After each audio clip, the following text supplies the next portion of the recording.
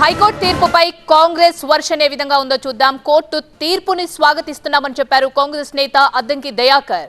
విచారణే వద్దన్న కేటీఆర్ కోర్టుకు ఎలా వెళ్లారని ప్రశ్నించారు. అయితే దొంగతనం చేయలేదని నిరూపించడానికి యత్నాలా అంటూ ప్రశ్నించారు.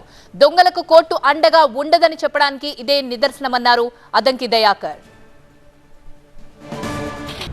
కేటీఆర్ ఏసీబీ కేసులో కోర్టు తీర్పును స్వాగతిస్తున్నాం.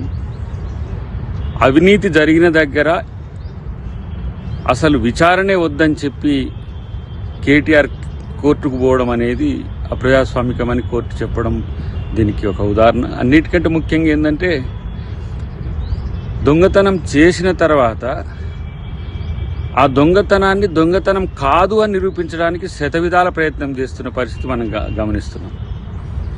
ఈరోజు మానవ హక్కుల కోసం పోరాటాలు చేసేటోళ్లకు కోర్టులు బాసటగా ఉంటాయి తప్పితే దొంగల హక్కుల కోసం పోరాటము, దోపిడీదారుల హక్కుల కోసం పోరాటం చేసేటోళ్ళకు కోర్టులు, చట్టాలు సపోర్ట్ చెయ్యవనే విషయం కేటీఆర్ తెలుసుకుంటే మంచిది.